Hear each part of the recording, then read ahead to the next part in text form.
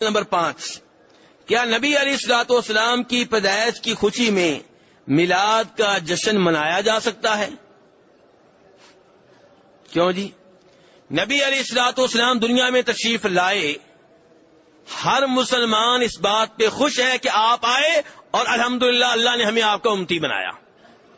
کیوں جی؟ سارے خوش ہیں، الحمدللہ بہت زیادہ خوش ہیں، اور اللہ کا شکر ادا کرتے ہیں کہ اللہ نے اپنے حبیب علیہ الصلوۃ والسلام کی امت میں ہمیں پیدا کیا، آپ کا امتی بنایا اور آپ کے اوپر ایمان لانے کی توفیق بھی دی۔ نبی علیہ الصلوۃ والسلام پیدا ہوئے تو آپ کے رشتہ داروں نے، آپ کے دادا نے، آپ کے چچا وغیرہ نے خوشیاں منائی، بڑے خوش ہوئے۔ تو نبی علیہ الصلوۃ والسلام کی پیدائش پہ آپ کے رشتہ دار خوش ہوئے ہیں۔ بلکہ اس سے بڑی بات آپ کو یہ بتاؤں جو آپ کو معلوم ہے لیکن اعتراف مجھ سے بھی سن لیں، کہ میرا بچہ پیدا ہو، میرے کسی عزیز کا بچہ پیدا ہو تو ہم بھی خوش ہوتے ہیں۔ بچے کے پیدا ہونے پہ خوشی ایک فطرتی چیز ہے، اس کے اوپر کیا اعتراض ہو سکتا ہے؟ کیوں جی کوئی اعتراض ہے؟ اعتراض پھر کس بات پہ ہے؟ اعتراض اس بات پہ ہے کہ جس دن وہ بچہ پیدا ہوا ہے اگلے سال اسی دن دوبارہ خوشی منانا، سالانہ طور پہ اس دن کو خوشی کا دن مقرر کر لینا، سالگرہ منانا، برتھ ڈے منانا، اس کے اوپر اعتراض ہے۔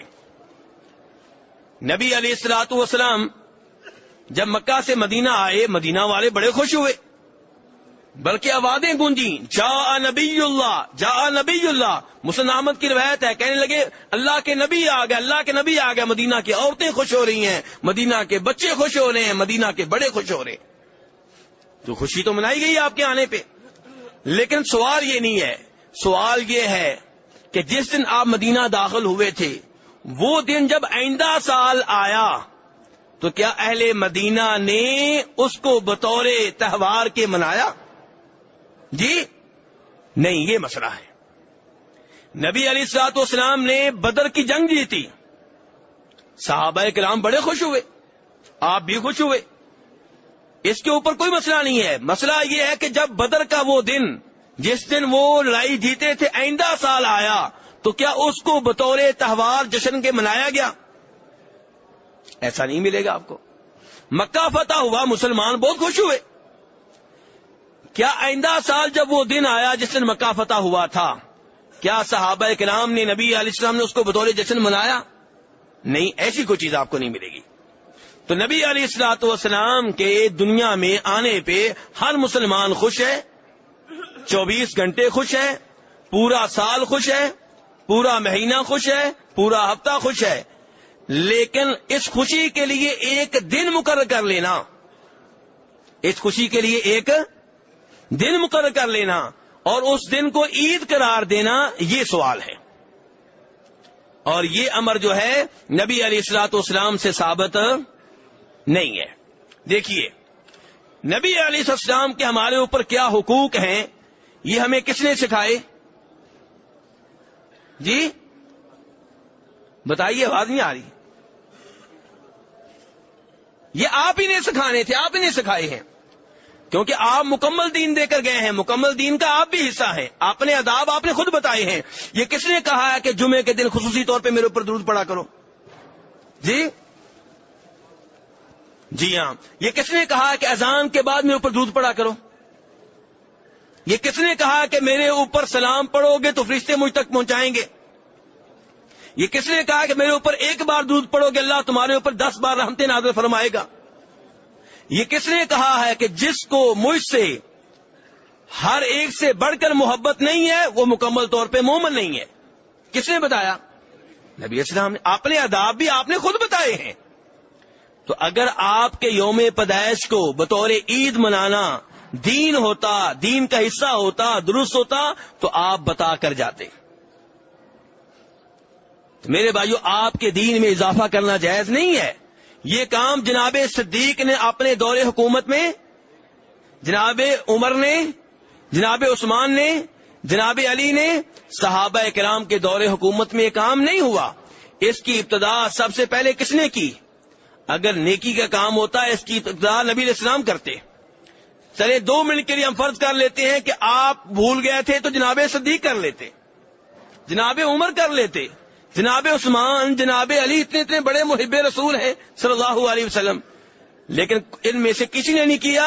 اس کا آغاز کیا ہے تو مصر کے ان فاطمی حکمرانوں نے کیا ہے جو ممبر و محراب پہ صحابہ کرام کو گالیاں دینا عبادت سمجھا کرتے تھے۔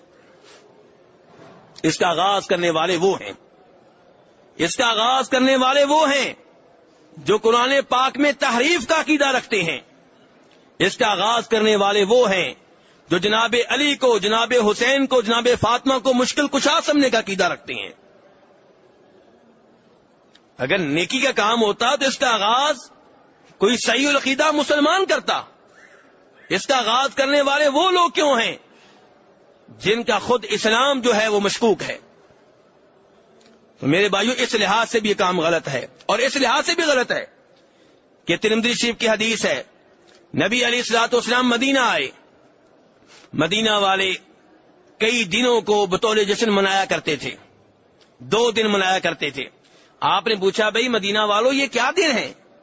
کہنے لگے یہ ہماری کھیلنے کودنے اور خوشیوں کے دن ہیں۔ تو آپ نے فرمایا اللہ نے ان کے بدلے میں تمہیں 2 دن اور دے دیے ہیں۔ آپ نے یہ نہیں کہا کہ وہ 2 دن بھی رہیں گے اور 2 دن تمہیں میں بھی دے رہا ہوں، وہ 2 دن ختم کیے۔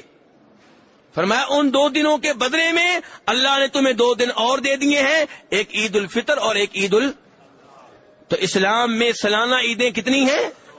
تیسری کوئی عید نہیں ہے میرے بھائیوں۔ اور میرے بھائیوں عجیب بات یہ ہے کہ نبی علیہ الصلوۃ والسلام جب مکہ سے مدینہ آئے ہیں، آپ یہاں پہ رہے ہیں، فوت ہو گئے ہیں، جناب صدیق حکمران بنے ہیں، جناب عمر حکمران بنے ہیں، تو مسلمانوں کی میٹنگ ہوئی۔ میٹنگ کا مقصد کیا تھا کہ ہم کوئی نہ کوئی اپنا سال مقرر کریں، تاریخ مقرر کریں، یعنی کہ عیسائیوں کی تاریخ سے ہم الگ ہو جائیں، ہماری اپنی تاریخ ہونی چاہیے۔ جیسے عیسائی کہتے ہیں عیسوی کون سا سال چل رہا ہے ابھی آج کل؟ 2016، یعنی کہ جناب عیسیٰ علیہ السلام کو فوت ہوئے کتنے سال ہو گئے؟ 2016۔ تو مسلمانوں نے کہا کہ اپنا سال ہونا چاہیے۔ اب عیسائیوں کا سال کہاں سے شروع ہوتا ہے؟ جناب عیسیٰ علیہ السلام کی، جناب عیسیٰ علیہ السلام کی بولیے پیدائش سے۔ اگر مسلمان نبی علیہ الصلوۃ والسلام کے یوم پیدائش کو اہمیت دینے والے ہوتے تو اپنی تاریخ کا آغاز آپ کی پیدائش والے سال سے کرتے، لیکن مسلمانوں نے، صحابہ کرام نے مسلمانوں کی تاریخ کا آغاز آپ کی ہجرت کے سال سے کیا ہے، پیدائش والے سال سے نہیں کیا۔ کم از کم ہمیں یہاں سے سمجھانا چاہیے تھا۔ ہم یہیں سے اندازہ کر لیتے کہ صحابہ کرام نے آپ کے یوم پیدائش کا اہتمام نہیں کیا، اور آپ کے یوم پیدائش کے عدم اہتمام کا علم ہمیں یہاں سے بھی ہوتا ہے کہ پرانے علماء میں، جتنے بھی پرانے علماء کرام ہیں، ان میں اختلاف ہے کہ نبی اسلام کب پیدا ہوئے ہیں۔ اگر انہوں نے آپ کے یوم پیدائش کا اہتمام کیا ہوتا تو یہ اختلاف سب کو پتا ہوتا، فلاں دن کو وہ جشن منایا کرتے تھے، خوشی کے طور پہ منایا کرتے تھے، لیکن نہیں۔ یہاں پہ تو صورتحال یہ ہے، کچھ علماء کرام کہتے ہیں کہ آپ 9 ربیع الاول کو پیدا ہوئے، کچھ کہتے ہیں آپ 10 کو پیدا ہوئے، کچھ کہتے ہیں آپ 11 کو پیدا ہوئے، اور کچھ کہتے ہیں آپ 8 کو پیدا ہوئے، کچھ کہتے ہیں کہ آپ 10 محرم کو پیدا ہوئے، ربیع الاول کے مہینے میں پیدا ہی نہیں ہوئے۔ آپ حیران ہوں گے یہ کہنے والے کون ہیں جانتے ہیں؟ شیخ عبدالقادر جیلانی۔ شیخ عبدالقادر جیلانی رحمہ اللہ کا موقف ہے کہ آپ علیہ السلام 10 محرم کو پیدا ہوئے ہیں، اور پاک و ہند میں جو گروہ سب سے زیادہ آپ کے یوم پیدائش کا اہتمام کرتا ہے، ان کے بانی کا موقف ہے، ان کے بانی کا موقف ہے، ان کے مؤسس کا موقف ہے کہ نبی علیہ السلام 8 ربیع الاول کو پیدا ہوئے۔ تو یہ جشن کب منایا جا رہا ہے؟ جس کے بارے میں سب مانتے ہیں کہ اس تاریخ کو آپ فوت ہوئے ہیں، اور جن کے دادا وغیرہ زندہ ہیں ان سے پوچھ لیں کہ آپ کے دادا کی جوانی کے سالوں میں 12 ربیع الاول کو کیا کہتے تھے؟ 12 وفات کہتے تھے. یہ 12 وفات تھا. یہ وہ دن تھا جس دن صحابہ کرام رونے لگے, جس دن صحابہ کرام کی آنکھوں کے سامنے اندھیرا چھا گیا, جس دن جناب فاطمہ رو رہی تھیں, جناب انس رو رہے تھے, جس دن کے غم کی وجہ سے جناب بلال نے مدینہ چھوڑ دیا تھا, جس دن جناب عمر فاروق اتنے غمگین تھے کہ انہوں نے یہ ماننے سے انکار کر دیا کہ آپ فوت ہو گئے ہیں, جناب صدیق نے ایتیں سنا کر منوایا کہ آپ واقعی فوت ہو گئے ہیں. یہ تو وہ دن ہے جس دن صحابہ کرام رو رہے تھے, آپ اس دن جشن کیوں منا رہے ہیں؟ یہ کس بات کا جشن ہے؟ جس دن نبی اسلام فوت ہوئے اسی دن جشن منانا آپ کو یاد آیا؟ تو میرے بھائیو, یہ ہر لحاظ سے غلط ہے. اس میں عیسائیوں کی مشابہت ہے, اس لحاظ سے بھی غلط ہے. تو میرے بھائیو, یہ بدعت ہے, غلط ہے, اور یہ عمل نہیں کرنا چاہیے. اور اس کے بعد بھائی کہتے ہیں میلاد کا ایک مطلب یہ ہے کہ نعتیں پڑھنا کسی گھر میں جمع ہو کر. میرے بھائی, نبی علیہ الصلوۃ والسلام کی شان میں صحابہ کرام نے شعر پڑھے ہیں, قصیدے پڑھے ہیں, اس میں کوئی شک و شبہ نہیں ہے. لیکن آپ احادیث اٹھا کر دیکھ لیں, قصیدے انہوں نے کم پڑھے ہیں. عام گفتگو میں نبی علیہ السلام کا ذکر زیادہ کیا ہے, آپ کی حدیثیں سنائی ہیں, آپ کے نماز کا طریقہ سنایا ہے, آپ کے روزوں کا طریقہ بتایا ہے, آپ کے حج کے احوال بتائے ہیں. اس انداز میں انہوں نے نبی علیہ السلام کی سیرت زیادہ بیان کی ہے, شعروں میں کم بیان کی ہے. لیکن ہم نے کیا کر لیا جی, نعتیں شعر پڑھنے ہیں, اور ان میں بھی شرکی الفاظ ہوتے ہیں, اور خوبصورت آواز کو دیکھا جاتا ہے, اور ہو سکتا ہے سننے والوں کو کسی لفظ کی سمجھ نہ آ رہی ہو, بس یہ پتا ہو کہ آواز بڑی خوبصورت ہے. اور عام طور پہ نعتیں لکھنے والے بھی اردو ادب کے تو ماستر ہو سکتے ہیں, دینی لحاظ سے کورے ہوتے ہیں.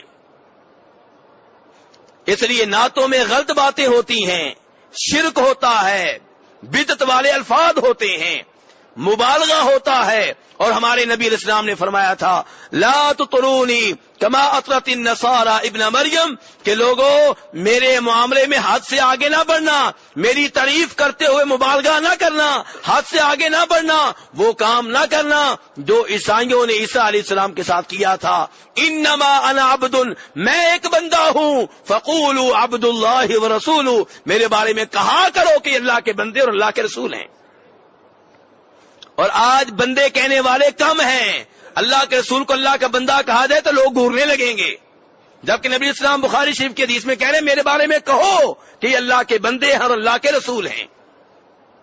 آج تو مقابلہ لگا ہوا ہے کہ کون نبی اسلام کی شان میں حد سے زیادہ آگے بڑھے گا, جبکہ آپ نے کہا تھا میری تعریف کرتے ہوئے حد سے آگے نہ بڑھنا. یہاں تو یہ صورتحال ہے کہ نسائی شریف کی حدیث ہے, ایک صحابی نے کسی بات پہ نبی اسلام کو کہہ دیا ما شاء اللہ وشئت, اے اللہ کے رسول وہ ہوگا جو اللہ چاہے گا اور آپ چاہیں گے, جو اللہ چاہے گا اور آپ چاہیں گے. آپ ناراض ہو گئے, فرمایا اجعلتنی للہ ندا, تو نے مجھے اللہ کا شریک بنا دیا ہے. کہو ما شاء اللہ وحدہ, کہ جو تنہا اللہ چاہے گا وہی ہوگا.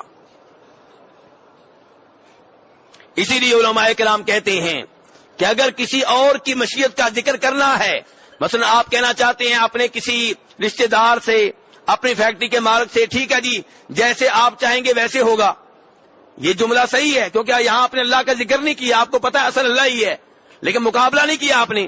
لیکن جب آپ کہیں گے اللہ جیسے چاہے گا اور آپ چاہیں گے, پھر اور نہیں بولنا, کیونکہ اور میں برابری ہے, اور کے لفظ میں کیا ہے, پھر آپ یہ کہیں کہ جیسے اللہ چاہے گا اور اللہ کے بعد جیسے آپ چاہیں گے, جیسے اللہ چاہے گا اور پھر جیسے آپ چاہیں گے, اور کے لفظ میں برابری ہے, برابر نہیں کرنا.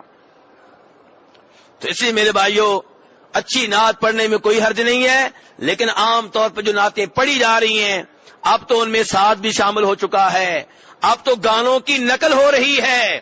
نبی علیہ السلام سے محبت کا اظہار ہے یا آپ کی بے ادبی ہو رہی ہے, آپ کی توہین ہو رہی ہے, آپ کی گستاخی ہو رہی ہے. اور آپ دین ہمیں کتنا فیصد دے کر گئے ہیں؟ 100%. یعنی کہ ہمارے لیے کوئی گنجائش نہیں چھوڑی. یہ نہیں کہا کہ 95% مجھ سے لے لو، 5% تم آپس میں میٹنگ کر کے مکمل کر لینا. جی کوئی گنجائش نہیں ہمارے لیے. اگر کوئی گنجائش نہیں ہے تو پھر نئے نئے کام کیوں کرتے ہیں؟ اگر آپ یہ مانتے ہیں کہ اللہ نے دین مکمل نازل کر دیا، نبی علیہ السلام نے مکمل دین دے دیا، تو پھر نئے نئے کام کیوں کرتے ہیں؟ میرے بھائی، جو عبادات نبی علیہ السلام سے ثابت ہیں وہی بار بار کرتے رہیں، نہیں کرنے کی کیا ضرورت ہے؟ تو اس لیے میرے بھائی، آپ علیہ السلام کے یوم پیدائش کو بطور تہوار منانا درست نہیں ہے، کیونکہ یہ کام آپ نے نہیں کیا. 1,00,000 سے زائد صحابہ کرام میں سے کسی صحابی نے نہیں کیا، 4 اماموں نے نہیں کیا، شیخ عبدالقادر جیلانی رحمہ اللہ نے یہ کام نہیں کیا. اس کام کی ابتدا سب سے پہلے مصر کے ان حکمرانوں نے کی تھی جو اپنے آپ کو فاطمی کہتے تھے، جناب فاطمہ کی طرف منسوب کرتے تھے، اور ممبر و محراب پہ صحابہ کرام کو برا بھلا کہتے تھے، انہیں گالیاں دیتے تھے، ان کے اوپر لعنتیں بھیجتے تھے. انہوں نے سب سے پہلے یہ تہوار منانے شروع کیے، اور وہ 5-6 طرح کے تہوار مناتے تھے. نبی علیہ السلام کا، جناب علی کا، جناب فاطمہ کا، جناب حسن کا، جناب حسین کا، اور وقت کے بادشاہ کا. تو جس کام کا سنگ بنیاد رکھنے والے نبی علیہ السلام نہیں ہیں، صحابہ کرام نہیں ہیں، پہلی 3 صدیوں میں وہ کام نہیں ہوا، اس کی بنیاد رکھنے والے اور طرح کے لوگ ہیں، تو آپ ان کی پیروی میں یہ غلط کام کیوں کر رہے ہیں؟